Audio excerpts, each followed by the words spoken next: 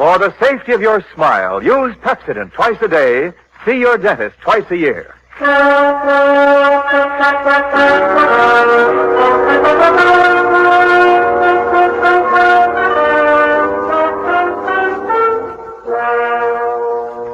Lever Brothers Company presents the Pepsodent program, The Adventures of Philip Marlowe, starring Van Heflin.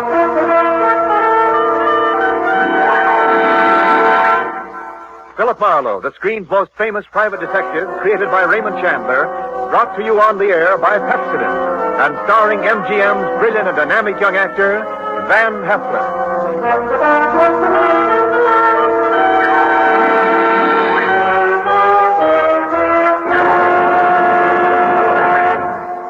Now, families all over America have named their favorite toothpaste. New Pepsodent with Irium. New, fresh-tasting Pepsodent with the new, cool, minty flavor. Yes, in a recent test, new Pepsodent was preferred 3-to-1 over any other toothpaste. It's true. With families all over America, new Pepsodent is the favorite 3-to-1. Families from coast to coast recently compared new Pepsodent with the toothpaste they were using at home. They preferred new Pepsodent by an overwhelming average of 3-to-1 over any other brand they tried. These families, 3-to-1, said new Pepsodent tastes better, makes breath cleaner, makes teeth brighter. Yes, in a recent survey, families 3-to-1 said new Pepsodent tastes better, makes breath cleaner, makes teeth brighter. Get new Pepsodent toothpaste for your family right away. Now, The Adventures of Philip Marlowe, starring Van Heflin.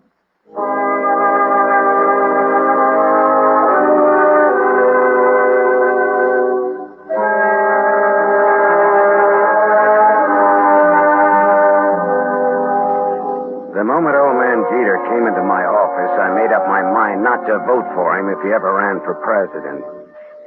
He was tall and thin with straight, compressed white lips. He wore a neat pinstripe flannel suit with a small rosebud in the lapel. He carried an ebony cane, and he wore spats. He looked a smart 60, and unless his ulcers got nasty, I gave him another 15 years, which was pretty big of me. He sat down, speared me with those barbed gray eyes, and came right down to business. Mr. Philip Marlowe, I believe? That's right. My name is Wadsworth Jeter. How do you do, Mr. Jeter? You're a private detective? Well, why not? Frankly, sir, I'd expected the Hollywood detective's office to be somewhat more glamorous or rather more elegant, shall we say? Well, Philo Vance has a branch office here on the 4th floor if you're shopping around. No. You'll do, I'm sure. Well, my rate is $25 a day, plus expenses. Money is no object. Except when you don't have much of it. That seems to be the motivating philosophy where Miss Harriet Huntress is concerned. Who or whom is Miss Harriet Huntress? A rather standard, rather obvious gold digger who wishes to marry Grover. You want to tell me who Grover is? Grover is my adopted stepson, my late wife's son. Go on. Next year, he will inherit $1 million left him by his mother. Which explains Miss Huntress's interest in Grover. Precisely. Look, Mr. Jeter, am I being hired to smear Miss Harriet Huntress? Not at all. Merely to disillusion Grover about her. Yeah, well, that's the same thing. I think you better find yourself another boy. Wait. There's more. Okay, let's hear it. Do you know a man named Marty Estelle? Sure. He's a big-time gambler out on Sunset Strip. Why? Mr. Estelle claims my son Grover owes him $50,000. Well, then Grover'd better pay up if I know Marty Estelle. But suppose my son doesn't really owe Estelle the money. Does he or doesn't he? Mr. Estelle supplied photostat copies of Grover's notes with Grover's signatures. I thought they might be forged, so without Grover's knowledge, I took them to a handwriting expert named John Arbogast, a sort of detective. No? He's not sure. He wants more time. I'd like you to take over the case. Harriet Huntress and all. Miss Huntress, as you may know, is associated with Mr. Estelle. Well, that's incidental. I'll handle the forgery case and not the slander job. Now, where does this Arbogast have his office? On Sunset near Ivar. Okay, I'll look it up. Miss Huntress? She lives at the El Milano on North Sycamore. All right, I'll look her up, too. Arbogast and Huntress in the order named.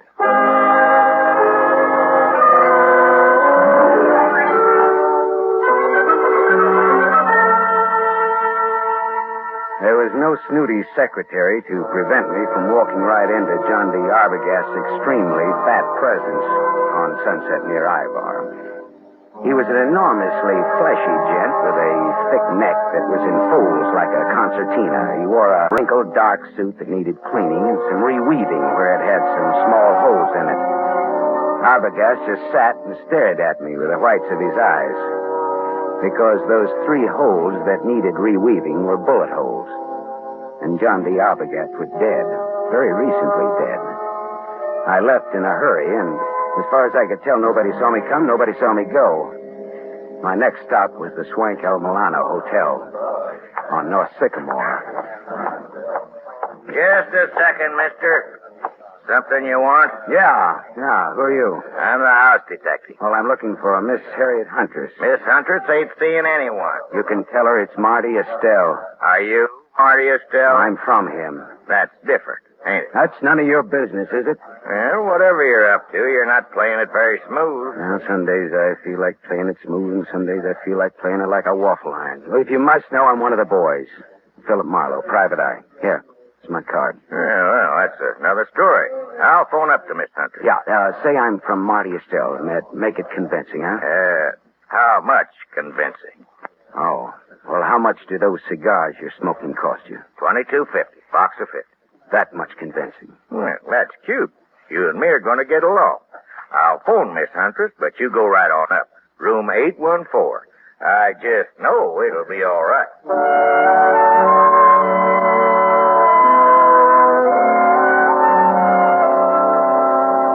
Harriet Huntress was too tall to be cute, too beautiful to be really cheap. Her green eyes were wide set, and there was plenty of thinking room between them. Her hair was a dusky red, like fire seen through a haze. The green eyes were that much green ice as she sized me up in the doorway. Well, what's the big message, Sonny? I'd have to come in. I never could speak very well in public. Come in. Never could speak very well on a dry throat either. There's the scotch. Help yourself. Thank you. So, you're from Marty Estelle? No, not strictly, not even loosely. Not at all, in fact. What's your racket? No racket. Marty'll love to know you used his name. I'm shaking in my shoes. You're some kind of detective, aren't you? Yeah, pardon. Philip Marlowe. It's good scotch here. I'm glad you like it. Now, what's your business? All right. How much will you take to give up Grover? You look smart, but you talk stupid. Old man Jeter's pretty tough. His idea is that you get nothing. You get smeared. I don't see it that way. How much? How about $50,000? How about $500? How about talking about the effect of the rain on the rhubarb? Now, look, sister. Suppose we skip the footwork, considering the sobering fact that a man named John D. Arbogast has already been murdered in this little case. Does that have anything to do with me? I don't know. He was hired to analyze some notes Grover gave Marty Estelle. He was killed just after I took over the case. Do you think Marty Estelle works that way? You know him better than I do, does he? Have you told the police yet? No, I thought I'd see if I could make a deal with you first. I'm going to tell you something. My people were nice people who never got involved in murders. Old Jeter ruined my father. My dad shot himself and my mother died of the shock. I'm going to fix Jeter for that someday, even if I have to marry his son to do it. Adopted stepson, really. There's no relation at all. It'll hurt Jeter just as hard. And the kid will have $1 million next year. I could do worse, even if he does drink too much. You wouldn't want Grover to hear that now, would you? No? Turn around and have a look, Gumshoe. I turned fast. He stood about 4 feet from me. Big, blonde, powerful. Whiskey in his brain and blood in his eyes. I can say anything I want around Grover. It's all right with him. Isn't it, Grover? That's right, Harry. He's trying to break us up, Grover. What do you think of that? I think maybe I better break him up. That's what I think of that. She laughed, and that made me mad. I turned to growl at her. It was a dirty look. It was the look of the month. That was a mistake. The big guy hit me. I went over sideways. It wasn't a hard punch, but my head hit a desk going down, and the desk got the decision. It gets dark fast in Southern California, but seldom that fast.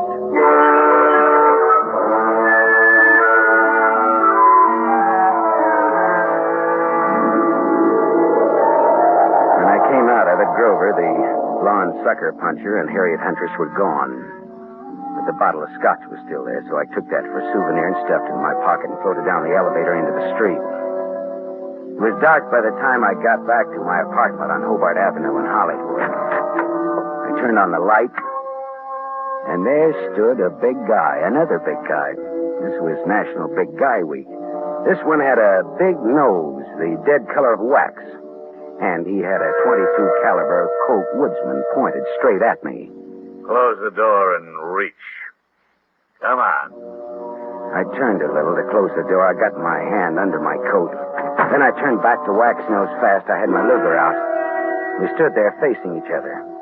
Waxnose didn't seem at all impressed with my automatic. I just came to tell you to be smart. You're looking at a Luger, mister. I know. Men of distinction carry Lugers. Me, I pack this small bore because I can shoot. If you think you can take me, go to it. Now, look, what's the game?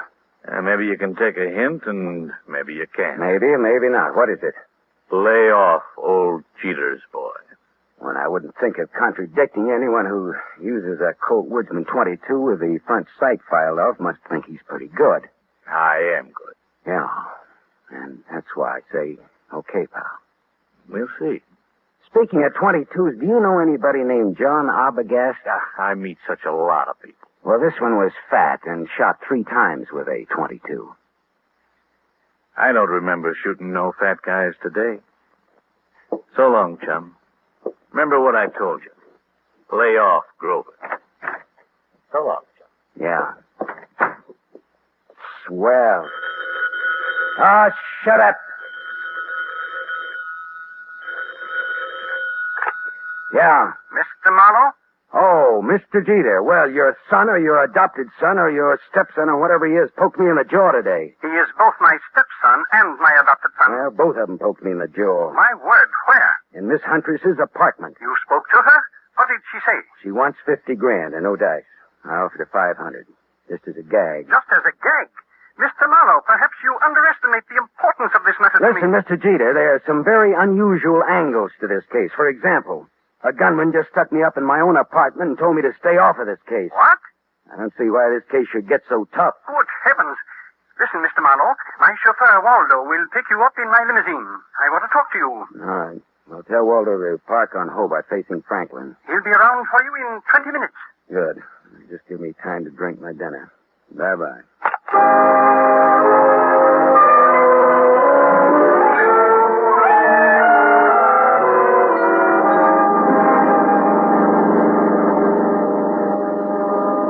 Sat next to Waldo, the chauffeur, as he tooled the big Jeter limousine through Hollywood, along the glitter of the Sunset Strip, out past Beverly Hills toward Bel Air. At Cavello Drive, we swung left for a couple of 100 yards, then left again, aiming for a driveway flanked by 12-foot wrought iron gates. Then something happened. Someone was standing in the glare of our headlights. Waldo swore and slammed on the brake shelf. You stupid! Go and get out of the driveway! The man stepped toward us. In the next minute, there was that same Colt .22 staring into my face again. All right, this is a heist. Get out of the car, both of you. Look, Waxnose, haven't you had enough fun for one night? Fuzz off, bum. Shut up and get out. I'd have to think some more on that, Buster. I'm warning you, I'll let you have it. Don't be a goon, you're going. All right, you asked for it. Hey! Hold. You shot the guy. Yeah. I shot him. It was this. All in fun. Yeah, some fun. It did the work. Jeter's house is right ahead. You sound as if you just shot a nickel in a pinball machine instead of a man. Now listen, turn off those lights and let's get out of here, but fast.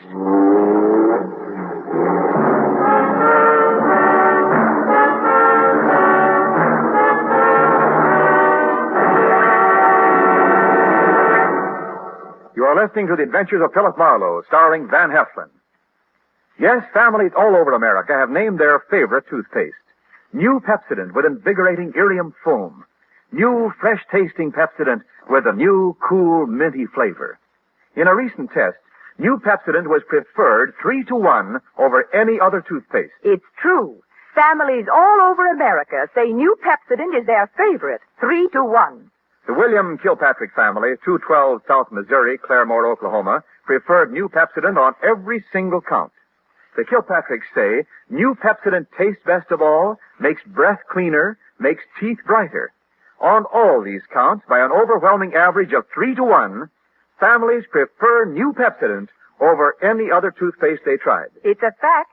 Families 3-to-1 say new Pepsodent tastes better, makes breath cleaner, and makes teeth brighter. Remember, this is not just our opinion. It's the honest conviction of the Kilpatricks and other families who were asked to compare new Pepsodent with the toothpaste they were using at home. Get new Pepsodent, the only toothpaste containing irium. Get it for your family without delay.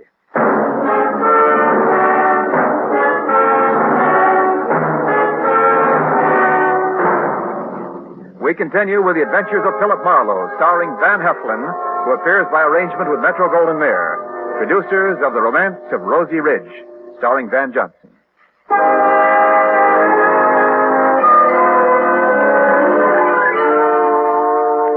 Waldo and I drove back to my apartment again, leaving Waxnose lying dead in the Jeter driveway. We went back to my place to start all over again, over what was left of my purloined scotch. Yeah, this is good scotch you've got here, Marlowe. Bench bottle.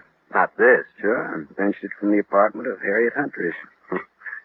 Well, bottoms up. Waldo, do you think that gunman was there to scare young Grover into realizing Marty Estelle means business? Could be. I always drove Grover home around that time. It just doesn't sound like Marty Estelle to pick that sort of a helper. Well, sure. Maybe that's why he picked him. Because it didn't seem like Marty Estelle.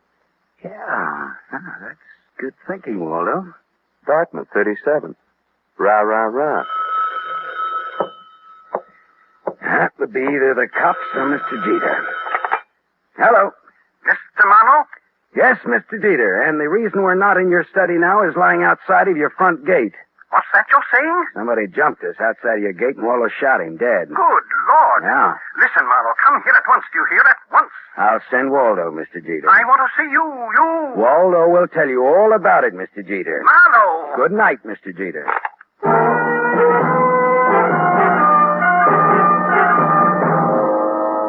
After Waldo, the chauffeur, had left, I went back to the El Milano Hotel. Hawkins, the house stick, was all smiles and open palms. I placed no confidence in his smile and a $20 bill in his palm. Harriet Huntress again? What's the matter? Just take me up to her apartment, that's all, huh? Sure. Right this way, fella. Hawkins took me to the 8th floor, room 814, and opened the door. There was someone in the room, waiting. Here's company for you, Mr. Estelle. Beat it, Hawkins. Yeah, this is the guy I was telling you about, Mr. Estelle. Come in earlier today. Said he was from you. Beat it, I said. Oh, sure. Come on in, Marlowe. I came to see Miss Huntress, not you, Estelle. Well, first of all, Harriet's not home. I came to tell her what happened outside of Jeter's gate. So you keep informed. I can't wait for her any longer. Got to get back to the casino. Well, then, what did you come back for, Marlowe? I'm looking for the Jeter boy. After what happened to him tonight, he needs somebody to walk behind him. You think I play games like that? All I know is we were shot at. I asked you a question. I answered it to the best of my knowledge. What knowledge, for example? Well, for example, you hold $50,000 worth of Grover's notes for gambling debts. I've got $50,000 invested in the kid. Would I be likely to bump him off? Ah, that makes sense, all right. I always make sense. Bully for you. When I have $50,000 invested in a guy, I'm apt to find out all about him. Like about old Jeter hiring a man named Arbogast to work for him. Arbogast was shot today. You knew it. I know because I had you followed. You didn't tell the law, Marlowe. That could be very hard on you. Well, could. Does that make you and me friends? A little blackmail, huh? Not much. We'll call it tattletale grail mail. From now on, do you stop bothering Miss Huntress? Hey, you win, Marty. Swell. That's all. I've got to go. Well, I'll just wait around for a bit, okay? Well, Harriet's scotch is in that cabinet there. Thanks. I'll roll up my pants and go waiting in it. You know, Marlowe, I like you. You're cute. So long, Shaman.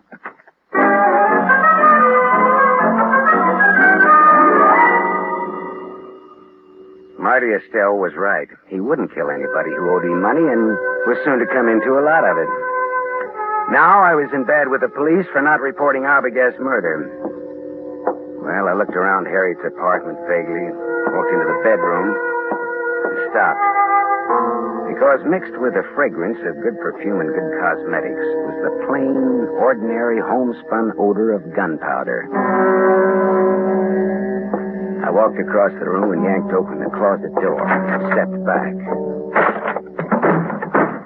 There, just as big as life, but as dead as they ever come, was young Grover Jeter.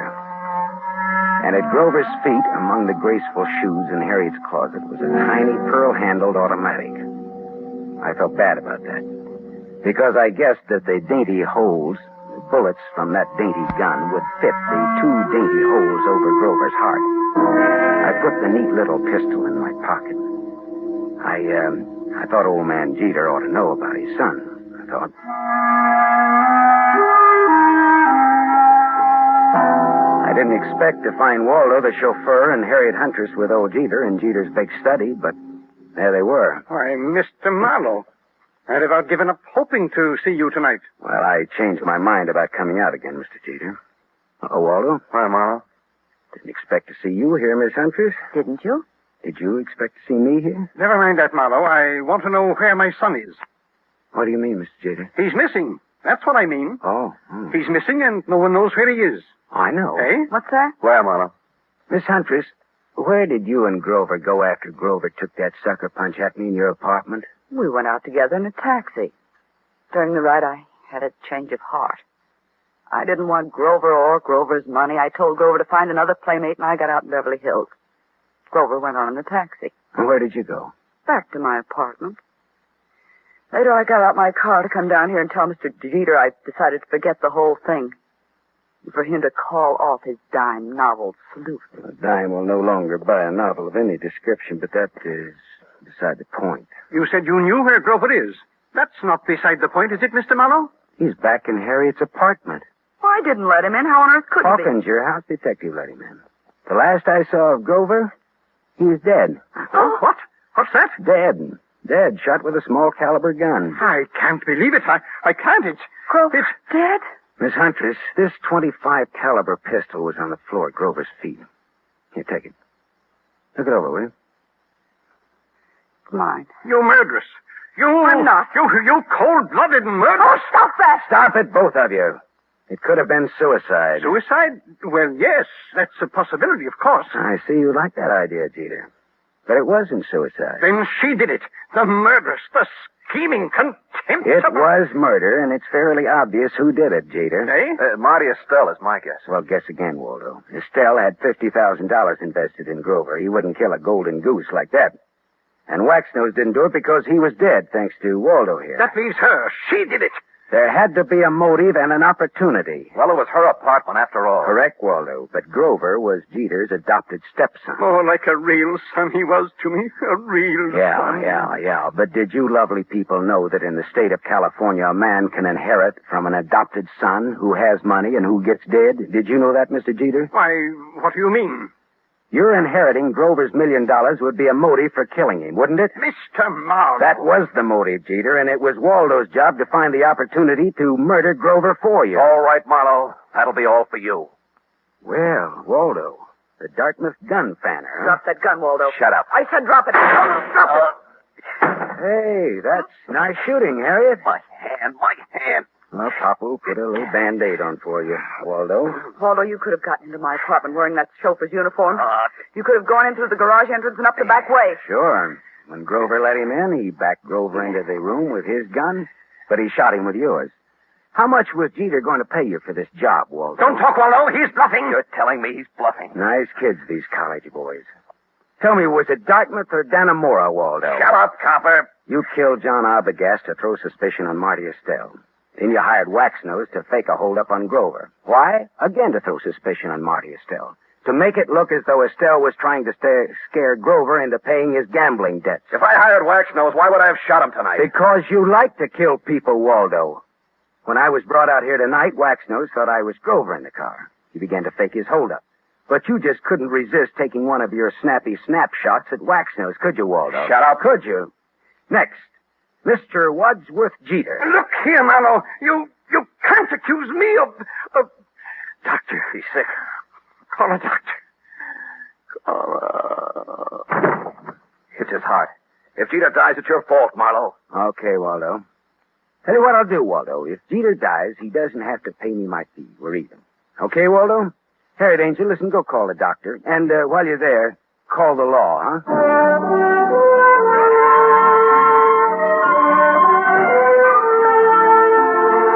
Jeter didn't die.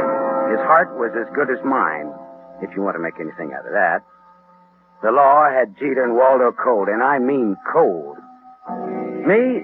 Well, I went out a couple of times with Harriet, as I sat home with her a couple of times drinking her scotch.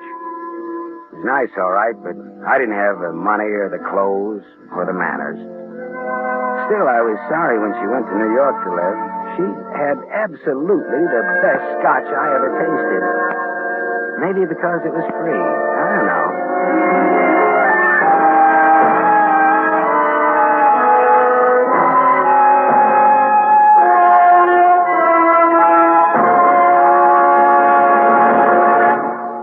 You have just heard Van Heflin, starring in the mystery series Raymond Chandler's The Adventures of Philip Marlowe, brought to you by the Lever Brothers Company, makers of Pepsodent. Van Heflin will return in just a moment. Have you tasted the new Pepsodent toothpaste? Its lingering, minty flavor is so fresh and inviting, families prefer it by an overwhelming average of 3-to-1 over any other toothpaste they tried. In a recent nationwide test, these families said new Pepsodent tastes better, makes breath cleaner, and makes teeth brighter. Remember, new Pepsodent gives you more invigorating irium foam. It sweeps dulling film away. No wonder it's the 3-to-1 favorite with families all over America. Get new Pepsodent with irium for your family right away.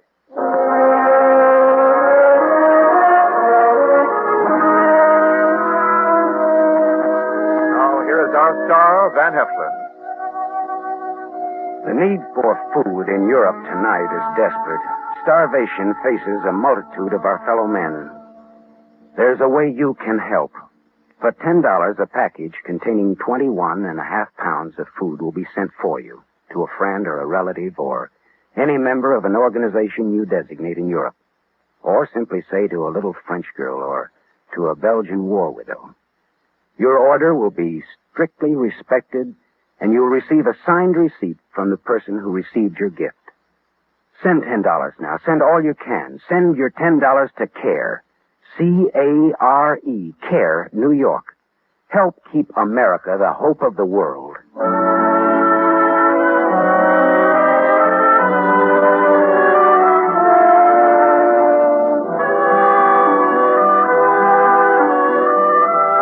Tonight's story was adapted by Milton Geiger from the story Trouble Is My Business by Raymond Chandler, creator of Philip Marlowe, the screen's most famous private detective. The original music was composed and conducted by Lynn Murray. This is Wendell Niles inviting you to listen again next week at this same time to another exciting mystery on the adventures of Philip Marlowe, starring Van Heflin with a distinguished cast.